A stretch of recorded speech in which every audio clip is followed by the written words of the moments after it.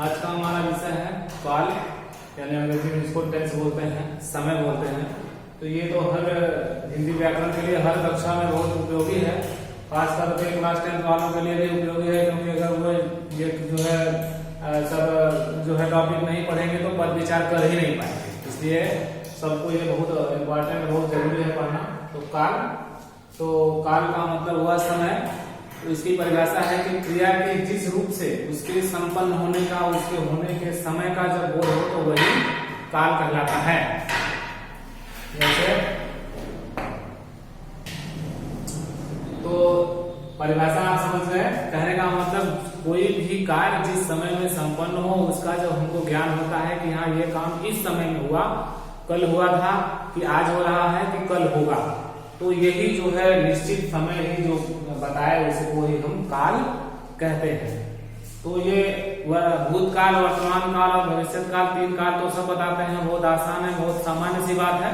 लेकिन जैसे जैसे हम बड़े होते हैं तो जो है हमारा पाठ्यक्रम भी बड़ा हो जाता है, तो उसमें हम जो है विच्छेद करके और जो है तोड़ करके आगे बढ़ते हैं कि उन काल में भी कितना विभाजन हो सकता है। अगर भूतकाल है तो भूतकाल को कितने भागों में बांट सकते हैं, वर्तमान है तो वर्तमान को कितने भाग में हम पढ़ सकते हैं।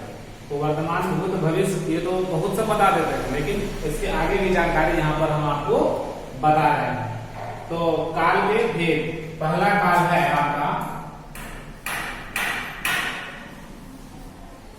भूतकाल, दूसरा है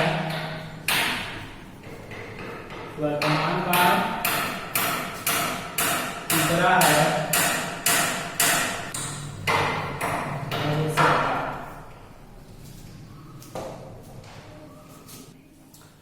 भूतकाल, वर्तमान काल और भविष्य काल है तो सब जानते हैं। तो इसको हम अब एक एक को जानेंगे। पहला जानेंगे भूतकाल।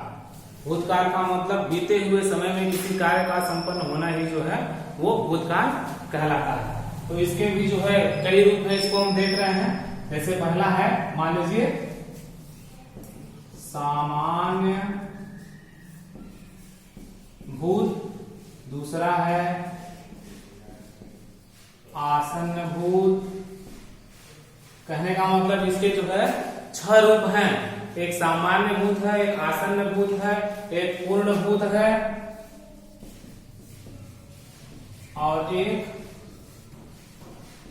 अपूर्ण भूत है,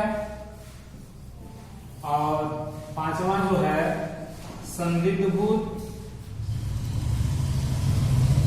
और 6ठा जो है हेतु हेतुवर भूत।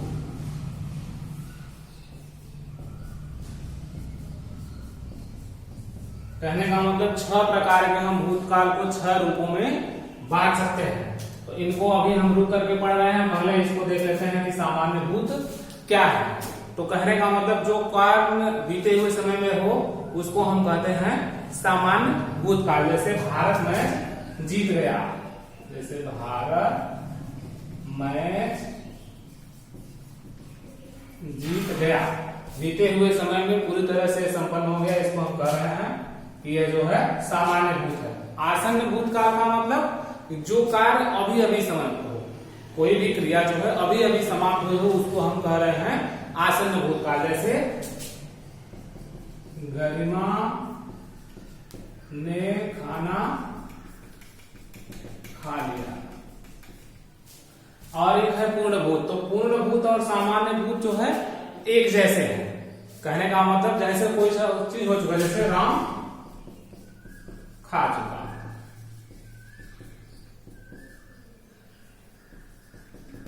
राम खा चुका था, तो यह जो है पूर्ण भूत है, पूरी तरह से कह रहे हैं हम जान रहे हैं वो खा चुका था। एक है अपूर्ण भूत, जिससे कह रहे हैं कि हम किसी चीज को कार्य करते समय देखा लेकिन पूर्ण हुआ कि नहीं पूर्ण हुआ, उसमें जो है संदेह है। तो यहां क्या लिखेंगे कि श्याम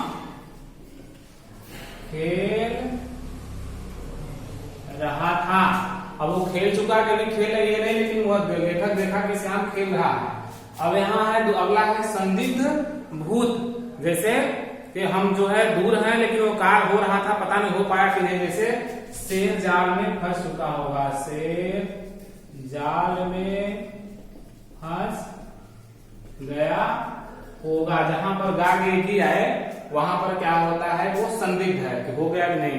किसान फसल काट चुका होगा या वह आ रहा होगा, आया होगा, तो ये फंस गया मतलब संपन्न हुआ होगा, उसमें संदेह बना हुआ। एक है हेतुमत भूतकाल, जहां पर कारण और परिणाम एक साथ देखने को मिलते हैं वहां कहते हैं हेतुमत भूतकाल। जैसे अभी हम कहते हैं कि अगर हम दौड़ते तो गाड़ी मिल जाती, या यदि वह दौड़ता तो गाड़ी नहीं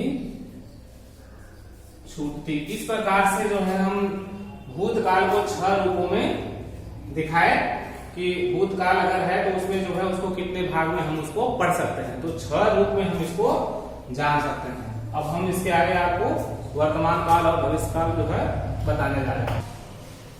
अब इसके आगे हम आपको वर्तमान काल के बारे में बता रहे हैं कि वर्तमान काल जो है कितने भागों में हम इसको पढ़ सकते हैं।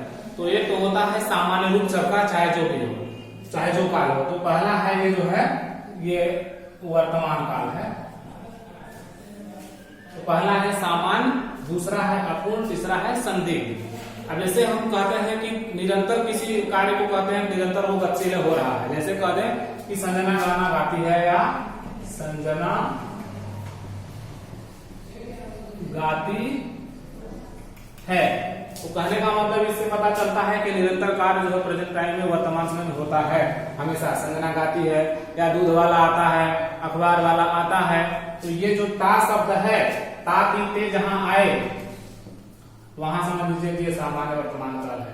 अगला है अपूर्ण वर्तमान काल, जहां पर कंटिन्यूअस कोई चीज हो रहा है वहां समझ लो कि यह जो है समझ लेना चाहिए कि अपूर्ण वर्तमान है, अभी जो है पूरी तरह से संपन्न नहीं हो पाया है, यह लगातार लगा हुआ है। जैसे अभी कहते हैं कि माली पौधा लगा रहा है, जैसे माली पौधे लगा रहा है ना। ग्वाला दूध निकाल रहा है या यश खाना खा रहा है। तो यहाँ पर रहा रही गया है, वहां पर अपूर्ण वर्तमान काल होता है। अब एक और हम कह रहे हैं संदिग्ध वर्तमान काल है, जैसे जिसको हम देख नहीं रहे लेकिन वो काम कर रहा है, हो रहा है। अभी हम कहते हैं कि यश पढ़ रहा होगा, है ना, यश पढ़ रहा होगा, या किसान फसल काट रहा होगा, है ना। तो ये जो है क्या है, संदिग्ध में।